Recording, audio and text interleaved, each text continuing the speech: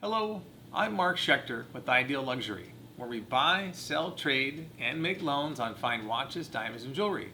Welcome to Question Mark, where I try to answer popular questions about these same items. Today we're going to focus on real versus fake, probably better said is Rolex factory versus aftermarket custom dials. Specifically, the popular Tiffany blue dial or turquoise dial on Rolex's stainless steel Oyster Perpetual. We have a 31 millimeter reference 277-200 and a 41 millimeter reference 124300. Little background on the Oyster Perpetual. It was introduced in 1964. It's a direct descendant of two important Rolex watches. In 1926, their Oyster original dustproof, waterproof watch, and in 1931, the original Perpetual self-winding watch. So this is the Oyster Perpetual. A little confusing. Every Rolex says Oyster Perpetual because they are waterproof, dustproof, and self-winding, but this is actually an independent model, the Oyster Perpetual. You've seen it anywhere from 24 millimeters to 41 millimeters. Currently, they offer it in 28 to 41. In 2020, they introduced the 41 millimeter version of the watch and 5 exciting colors, bright colors. Reminds me a lot of the Stella dials from the 1970s. Those colors and those dials are very popular, especially Rolex calls this the turquoise blue dial. The marketplace calls it Tiffany. It does not say Tiffany on the dial. But because there's such a high demand, there's a demand also for aftermarket.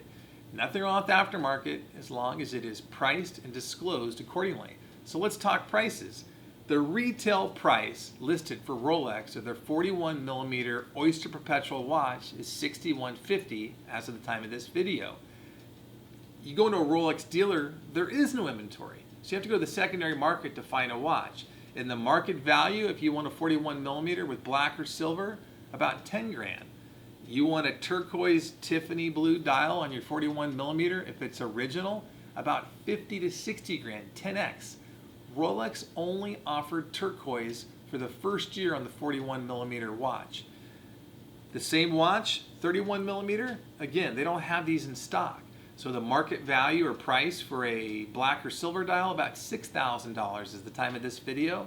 You want a Tiffany blue or turquoise dial, it's going to run you about $16,000.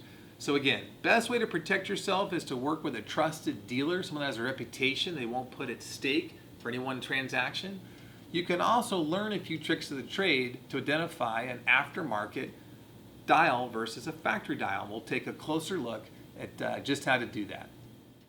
Let's take a closer look at these two gorgeous Rolex Oyster Perpetual watches and see if we can't determine whether these are original Rolex turquoise dials, also known as Tiffany blue, or custom aftermarket.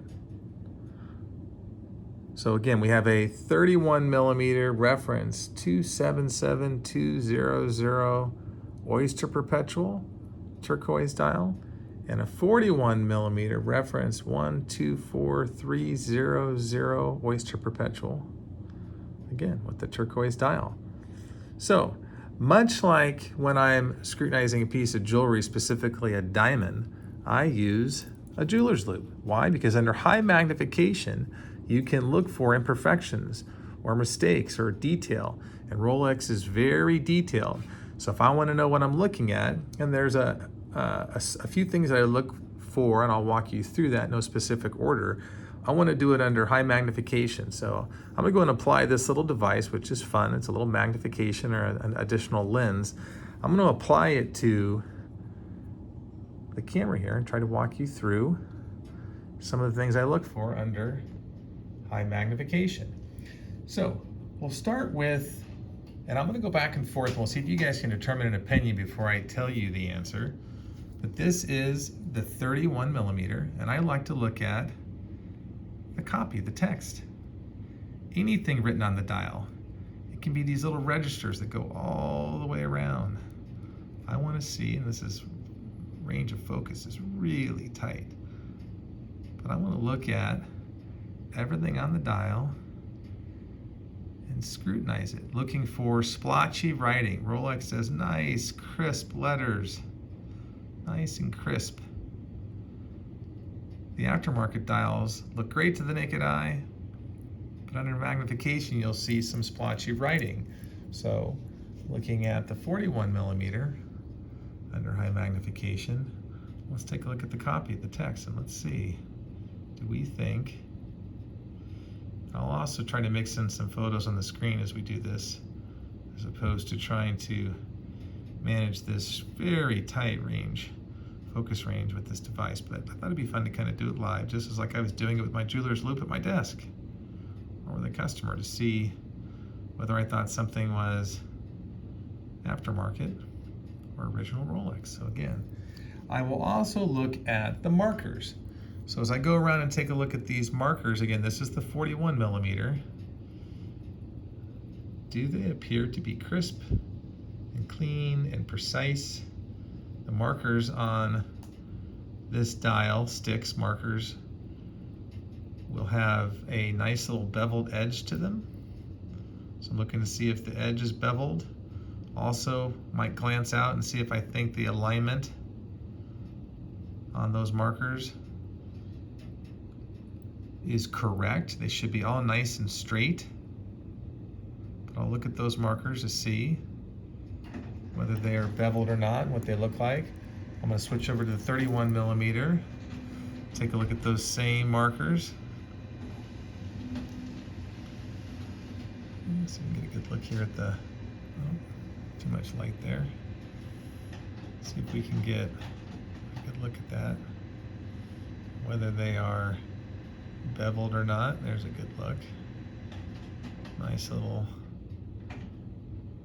I'll take a look at those markers. I'll also take a look at the Rolex coronet. Usually the aftermarket ones are screwed up. They will take a real coronet and apply it to an aftermarket dial.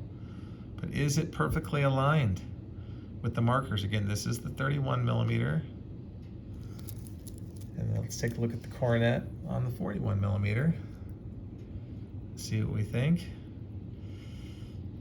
Looks pretty clean. Want to take a look at that alignment. Does it look like it's aligned correctly? And then I'm also want to take a look at the lume, okay? So the lume should be nice. It should look almost like a frosting or foam. It should be nice and white. And it should match the lume. If there's a lume on the hands, it should match. But it should be kind of, it's not a smooth surface. It's kind of like a frosting. That's why I can describe it, but it's pure white when it's factory. So it's a little smooth and a little creamy if it's aftermarket. I'm going to switch over to the 31 millimeter. We'll take a look at that lume, see what we think.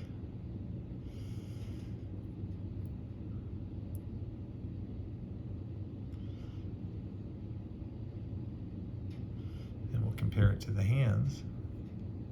There's a good comparison there, side by side.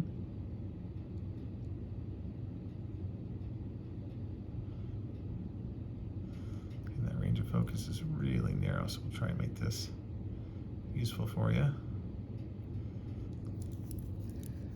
Now, when they do this on a watch, if they change the dial, they have to take the hands off. So I will look and see if the hands are nice and clean, or see if they have any nicks or scratches on them.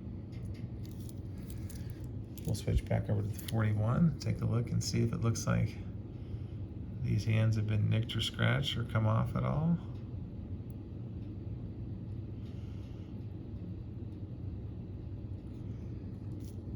And then debris. Again, this is the 41 millimeter. Do we see anything on this dial that shouldn't be there? Any fibers, any nicks, any scratches, things that should not be there. Again, this is the 41 millimeter, and we'll take a look and see if the dial, because when this is done at Rolex, it's done in a environment that is perfectly clean and dust proof. I'm sure they could perform surgeries in those rooms. We'll take a look and see, is there anything on this dial that shouldn't be there? Has this dial been off outside of Rolex? But at the end of the day, you got to ask yourself, what does your gut say? And if you're not sure, you should move forward. But if you guessed that this is 31 millimeter, all factory turquoise, Tiffany blue, and that this is custom aftermarket, you guessed correct. So both a lot of fun, both beautiful watches. If you haven't had a chance to try one on or any of the wonderful colors that Rolex is offering right now on the Oyster Perpetual, you should. But there's nothing wrong with aftermarket or custom as long as it's disclosed and priced accordingly, or you might want to go with the all original. Either way, a lot of fun, as always, enjoy. And if you can't seem to find one or you have more questions, you're always welcome to give us a call. That's all for today, folks. If you'd like your questions answered or would like to learn more about buying, selling, trading, or borrowing with Ideal Luxury, please visit our website or give us a call. Thanks for watching.